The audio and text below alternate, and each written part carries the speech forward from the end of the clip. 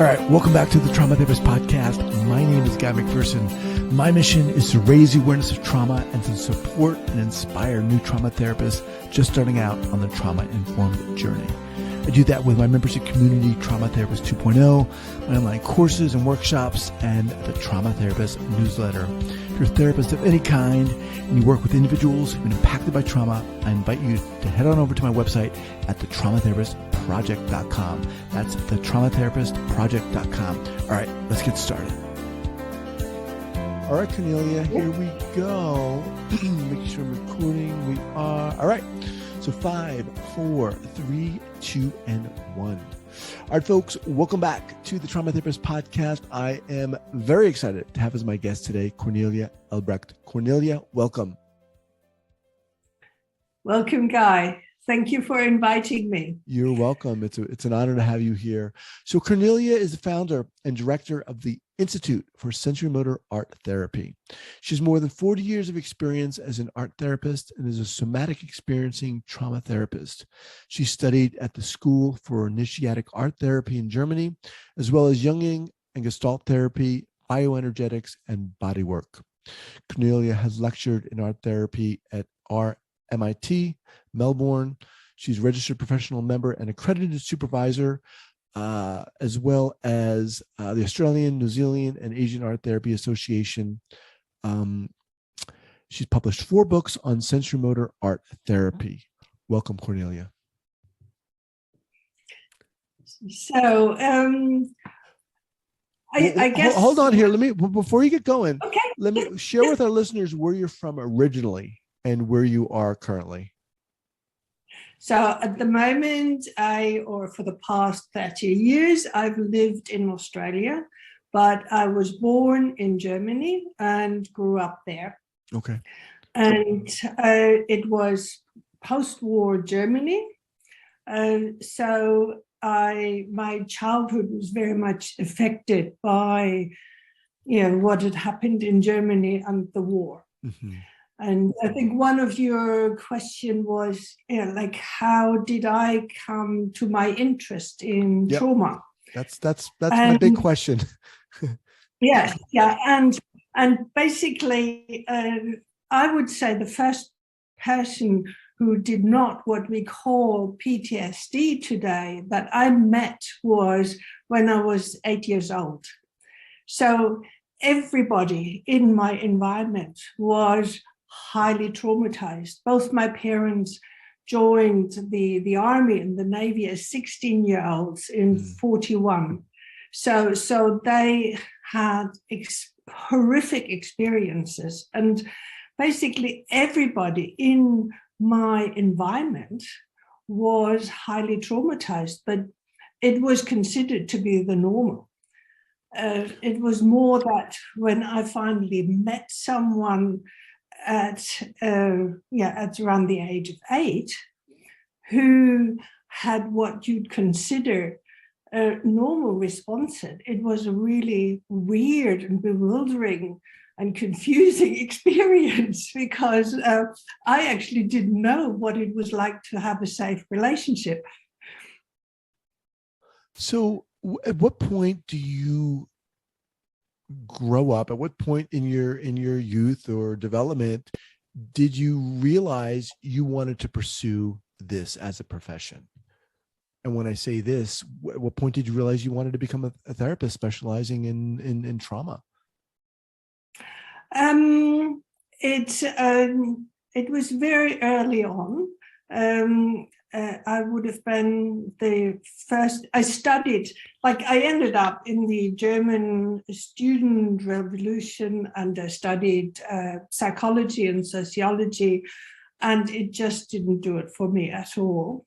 So I applied for art school, and in the first semester, it was quite symbolic. I lost my key to my apartment. And it was raining at night, and it was November, and it was cold, and I was crying. And this woman picked me and basically said, "Come in and have a cup of tea and just calm down." And I walked into her apartment and her walls from bottom to the top were covered in drawings. Wow. In these really large, very spontaneous drawings. And she told me that she had just come from this retreat center where she had studied or had sessions in guided drawing as therapy, and how amazing it was for her. And it was almost like in that moment that I knew that I wanted to combine the art and therapy, because it didn't exist as a profession. You couldn't study it at the time. That was the early 70s, that no one had ever heard about art therapy. And I, with many detours, I did my fine arts degree. I ended up in this center in the Black Forest where she had been, and basically stayed for 18 years. And that was quite an extraordinary place of, like Maria Hippius was a Jungian analyst and a psychologist, and Durkheim was a professor for philosophy of psychology and had spent 10 years in Japan studying Zen Buddhism. So it was like the German equivalent of Esalen. They had a center there, and there were people coming from all over the world, but mostly, we were Germans who were all in this very confusing state of no values, no direction, because our parents had been so dysfunctional in many ways. And did you, was that something that was that conscious for you? Were you at a point where you were like, this was my upbringing, and I realized, I grew up in this traumatic environment, and so I wanted to move. So was it kind of a subconscious pull that moved you into psychology and working as a therapist? I guess I just was overwhelmed with questions and problems. So I was searching intensely, and had also been searching in directions that were not that beneficial for me. Like I'd lived for, in my early 20s for over a year in the community in Switzerland with Timothy Leary. So I had had probably the most incredible guidance for LSD, but at the same time, when he was arrested, I was left dangling mid-air, and I believe they were all attempts to answer the questions and to deal with this confusion and this loss of direction and self that I experienced. And when I came to that community, it was simply therapy. And at the same time, it became increasingly a learning experience, because there were, like when I studied in Frankfurt at the university, it was all rats and mice, and like coming from the experiences I had really different questions, and in the Black Forest, in this center, it was like almost like a laboratory, because none of these therapies existed. So it was martial arts, it was yoga, it was meditation, it was drama, it was music, it was Tai Chi, it was bodywork. And we created the therapies. We needed. They came out of experimentations because there was no guidance. That it was almost the therapies emerged, the new therapies emerged from this environment. And I think they did globally. I think the same happened in the US as well. So you, I was going to say, yeah. when you walked into that person's apartment and saw those incredible drawings, yeah, that was the way you described it was really great. I mean, it just felt like a light bulb went off for you. It was so yes. inspiring for you. At what point did you say to yourself, talk about how you founded the Institute for Sensorimotor Art Therapy? It was basically, I stayed in the Black Forest for 18 years, and I graduated from being a client to a student to a therapist and a co-worker. And then my life, for many reasons, there fell apart, and I moved to Australia. And coming here, it was like there was nothing. No one knew what art therapy was. No one worked with the art. It was the most conservative version of therapy you could think of. And at the same time, I was nourished enough, from the rich experience I'd had. So it was very clearly that I came with the intention to set up a center, and I wanted it to be in the country. I wanted nature to be part of the healing experience. And I had to adapt a lot of the modalities in order to reach the people here, or to be taken serious by the mental health professionals here in the country. And over time, this has changed enormously.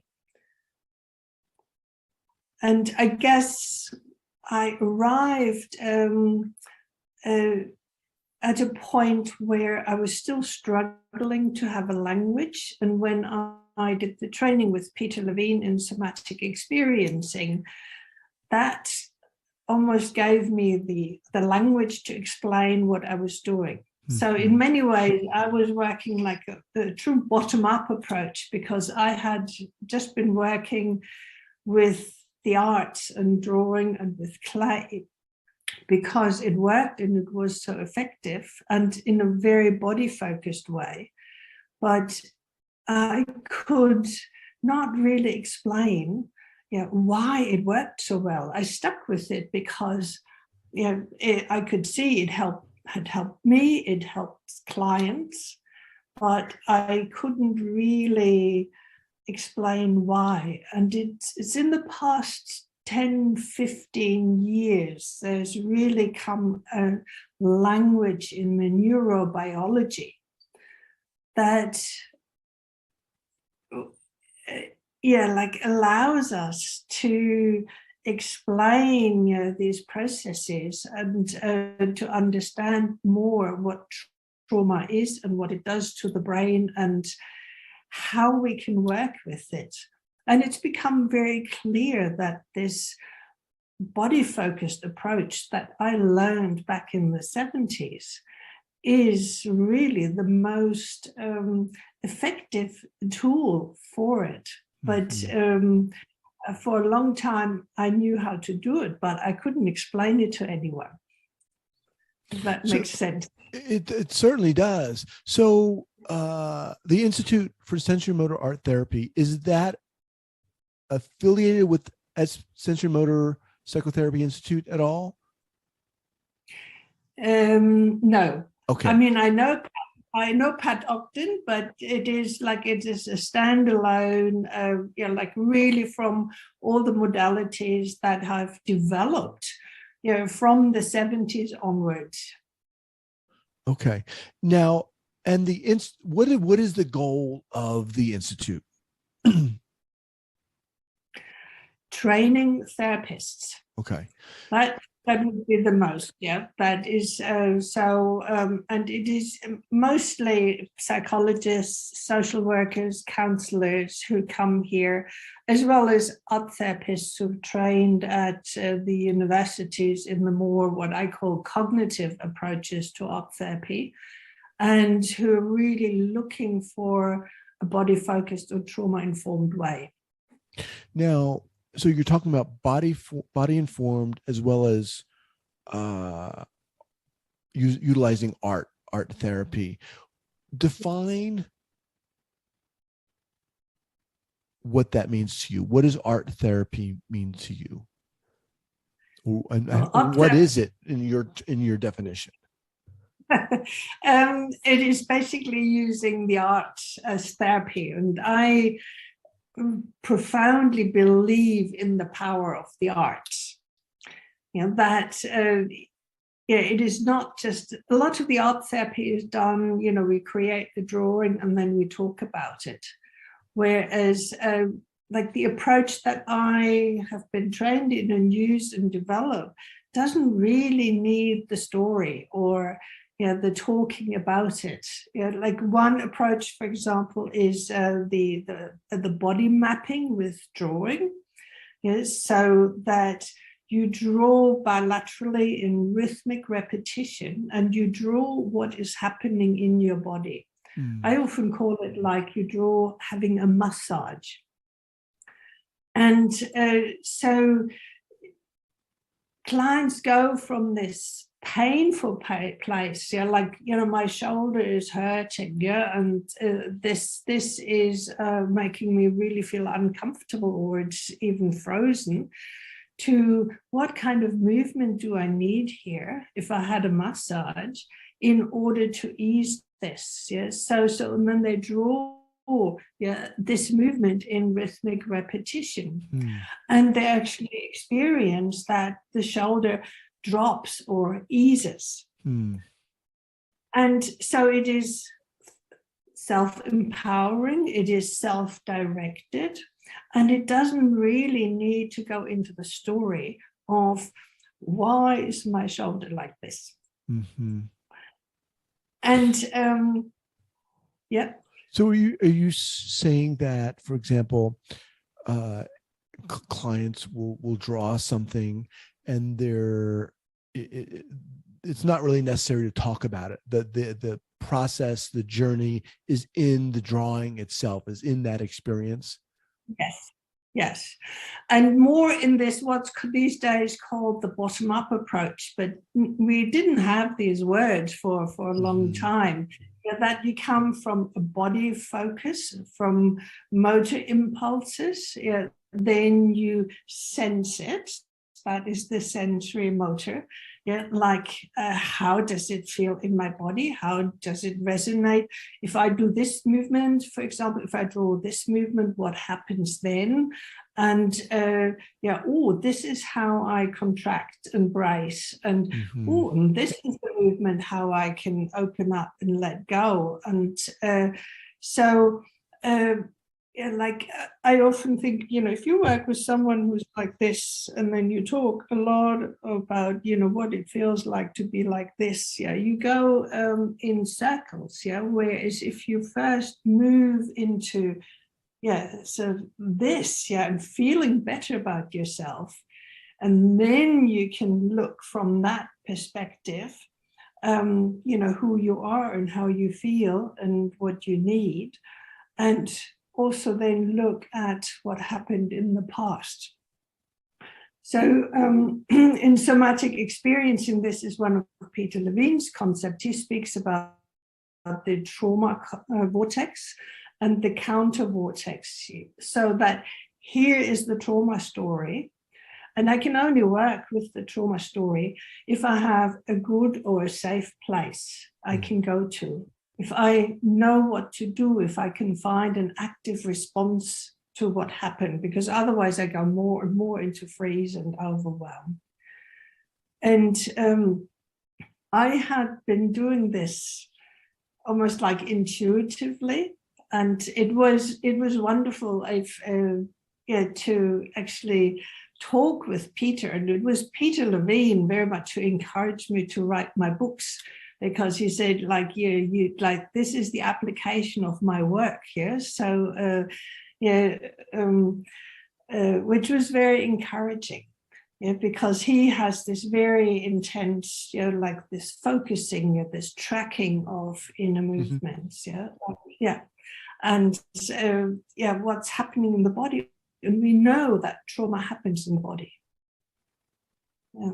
Do you find that there's a excuse me, kind of a learning curve for clients to utilize art therapy? I'm not an artist. I can't do that. You're going to judge me and so forth.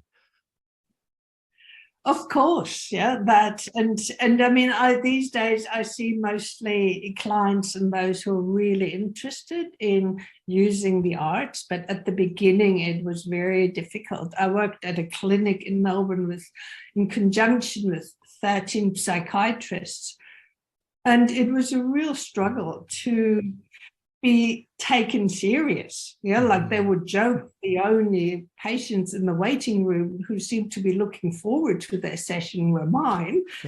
But at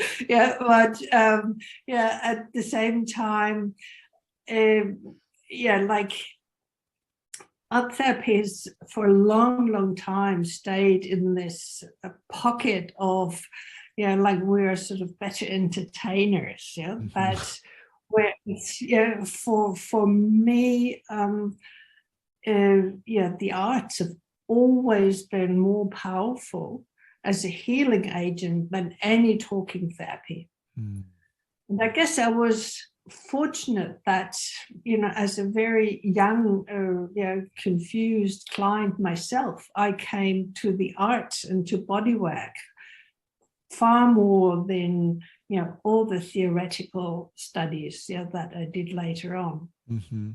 There seems to be something so, I guess, for lack of a better word, just pure and visceral about, the arts. I'm looking at your website now, and you've got this great picture of these hands.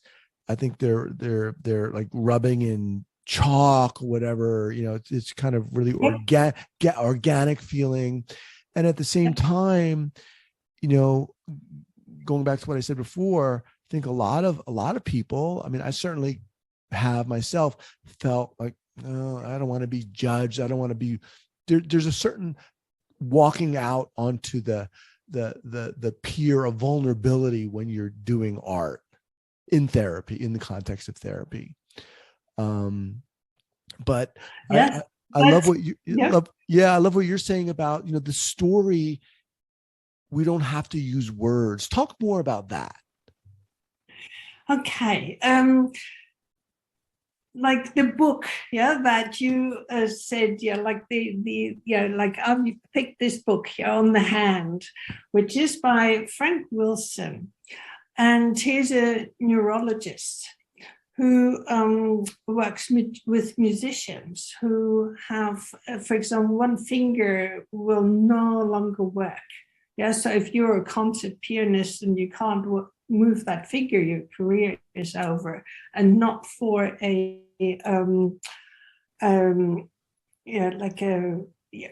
physical injury. And it was in his book that I really understood the evolution of the hand. And my last book was very much about haptic perception. Like, what are the hands doing in art therapy? What's the function of the hands in art therapy? And how all the hand movements relate to what happens in our brain and in our neurobiology, and also in developmental terms. So that, for example, we move with very particular hand movements, even from in utero to birth to through the first formative years of life.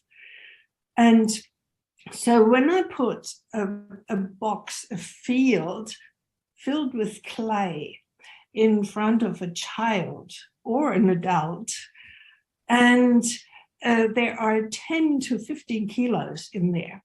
So it takes away this, I have to make something with this, which is ego-based.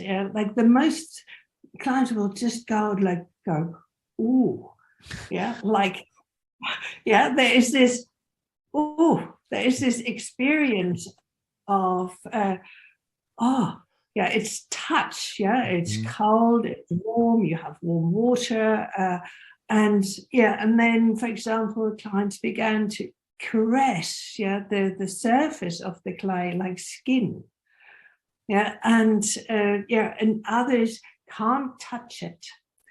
So there is actually an intense experience you work with. And sometimes a session is about nothing more than finally daring to connect or to drill a hole into the surface with one finger, or to just experience this sensory connection with an other than me. So that's when you, for example, connect with attachment and attachment trauma. And it is more that you repair and post-nurture something that the client has not experienced, rather than talking about it. Because like I was a very traumatized child, and talking about what had happened didn't do much for me, because everything that had happened, or the very formative parts, were in this, at an age where I didn't have language, before age 4. So they were felt sense experiences, they were relational experiences. So I have always been drawn to therapies where you can repair this relationship. And the same is about working with finger paints, for example. You have this connection. And many will not even draw anything but just cream their hands and just feel this skin and skin connection. If you look, let me just reintroduce you here. I'm speaking with Cornelia Elbrecht. She's the founder and director of the Institute for Sensorimotor Art Therapy. I love this. There's something, as you were talking, I was thinking to myself that it feels to me like there's self-trust is needed on the part of the client here, and not unlike a lot of other therapies. But what's your response to that? You spoke before about like this being self-conscious about doing art, and adults, for example, as if you came to see me as an adult, I would establish some kind of connection with you, but the art making process, like the drawing and the clay, would be with closed eyes. So it's actually not about any focus about making something, painting something. It is all about this sensorimotor connection with yourself through the art making process. That you have the sensory experience of the clay or of the paints or the crayons and the texture, and you have the movement of the rhythmic repetition in guided drawing, or in grabbing and building with the clay. And each time it takes courage, for example, to just push several kilos of clay around. And I can only do this if I dare to destroy, for example. I can only create if I destroy. And often those who have been too traumatized that they no longer believe in the repair, will actually have great trouble in destroying, the smooth surface of this clay field in order to create. Wow. So we have a lot of therapists obviously listening to this. Do you offer training? Is it online? Is it just in person? Talk about that. We have developed online courses. COVID has certainly helped with this. So all the training is now online and is globally available. And this is both in the guided drawing, as well as what we call Initiatic Art Therapy, which includes more the traditional forms of working with symbols and imagery, but then an intense focus on these body-based, trauma-informed approaches. And we're currently working on online training on the working with children with the clay, children who are experiencing developmental trauma, because there are lots and lots of children who benefit in an amazing way from working with the clay. Through the hands, because it will, through the hands, and I come back to this book, you can tap into all the developmental needs and the developmental building blocks or milestones they missed because they were traumatized and overwhelmed. So their development arrested. And in a playful way, when you work with the clay, and most kids really love the clay, you can, repair, literally repair, like put, in the brain together, these broken synapses. And like there are kids who go from medication to learning to read and write as 10-year-olds within one term, once their brain has been settled. And it's been settled through playing with clay and water, and to repair this relationship their hands have with another than me. I hope that makes sense, because it is really, you have this relationship, you have this big box, in front of you, and it is not about making things, but like, am I safe in a relationship? What does it feel like to be safe in a relationship? What does it feel like when I trust myself? And what does it feel like when I can pile all this up?